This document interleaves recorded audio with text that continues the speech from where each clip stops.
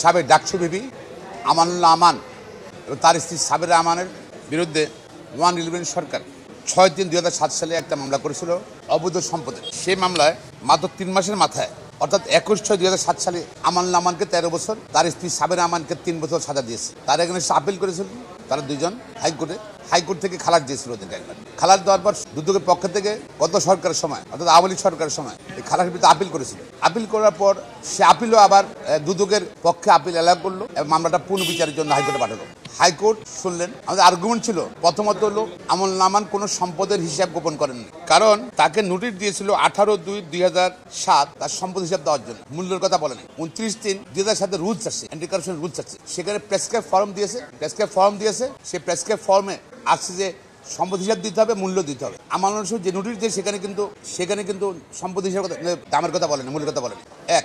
দুই হলো যে আমাদের আর্গুমেন্ট ছিল আমানুল্লাহ আমানের দুদক তদন্ত করেছে, বিভিন্ন রকম সাক্ষী নিয়েছে, আদালত সাক্ষী দিয়েছে এবং সেখানে কিন্তু আমানুল্লাহ আমান দুর্নীতি করে কোনো সম্পদ সংগ্রহ করেছে বা মালিক হয়েছে একটা শব্দ প্রমাণ করতে পারেনি। এছাড়াও আমরা হাইকোর্টে দেখিয়েছিলাম যে আমানুল্লাহ আমানের যে সম্পদের কথা বলা হয়েছে, তার স্ত্রী সম্পদের কথা বলা হয়েছিল, তারা সম্পূর্ণ ইনকাম ট্যাক্স পাইলে সেগুলো বলা আছে এবার ট্যাক্স দিয়েছে। সুতরাং কোনো অপরাধ সংঘটিত হয়নি এবং আমরা স্পষ্টভাবে প্রত্যেক সাক্ষী দেখিয়েছি যে দেখেন কেউ কিন্তু প্রমাণ করতে পারে নাই দুর্নীতির মধ্যে আমানুল্লাহ আমান কোন রকম সম্পদ অর্জন করেছে বা তার স্ত্রী অর্জন করেছে। তারপরও হাইকোর্ট ডিভিশন তার সাজা বল রেখেছে, তার স্ত্রী সাজা বল রেখেছে। 45 দিনের ভিতরে 15 দিনের ভিতরে হাজির দিতে বলছে, তারা হাজির হয়েছে। আমানুল্লাহ আমানের স্ত্রী আগে জামিন পেয়েছে সাবেরা আমান, পরবর্তী পর্যায়ে আমানুল্লাহ আমানের লিভ গ্রান্ট হয়েছে, তাকে জামিন দিয়েছে এবং বেশ কয়েকদিন থেকে ফাইনাল হিয়ারিং হয়েছিল আপিল ডিভিশনে। আজকে মহামান্য সুপ্রিম কোর্ট আপিল ডিভিশন রায় দিয়েছে, সে রায়ে আমানুল্লাহ আমানকে যে সাজা দেওয়া হয়েছে সে সাজা বাতিল করেছে, তার স্ত্রীকে সাজা দেওয়া সে বাতিল করেছে এবং নির্দোষ প্রমাণিত হয়েছে। এর ফলে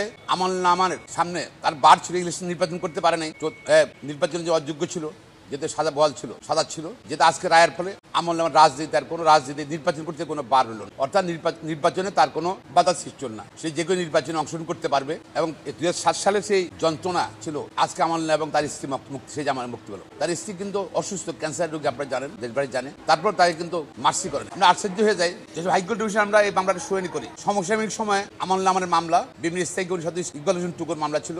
এর আগে ছিল আওয়ামী লীগের প্রেসিডেন্ট সদস্য মোহাম্মদ হোসেন চৌধুরী মায়ের মামলা ছিল। হাইকোর্টের একই বেঞ্চ মোহাম্মদ হোসেন চৌধুরী মায়ের সম্পদ গোপন ছিল, হিসাব দেয়নি, সম্পদের মধ্যে লিস্টে ছিল না, তারপরও তাকে কিন্তু মোহাম্মদ হোসেন চৌধুরী মায়াকে খালাস দিয়েছে। আর একই বেঞ্চ আমানুল্লাহ আমান এবং ইকবাল হোসেন টুকু দুজনের কোনো সম্পদ গোপন নাই, ছিল না, অবৈধ সম্পদ নাই, প্রমাণ করতে পারেনি, তাদেরকে হাইকোর্ট বললেন। এবং এটা ধরেন আমরা বলবো সম্পূর্ণ পলিটিক্যালি মোটিভেটেড কেস ছিল, রাজনৈতিকভাবে তাকে নির্বাচন দূরীকরণের জন্য, সামাজিকভাবে হেয় প্রতিপন্ন করার জন্য আমানুল্লাহ আমানকে বিরুদ্ধে এই মামলা দেওয়া হয়েছিল এবং আজকে তারা ন্যায় বিচার পেয়েছে। তার এই মামলা তাদের বিরুদ্ধে তাদের যে রায় ছিল সে রায় বাতিল হয়েছে, তারা এখন খালাস হয়েছে।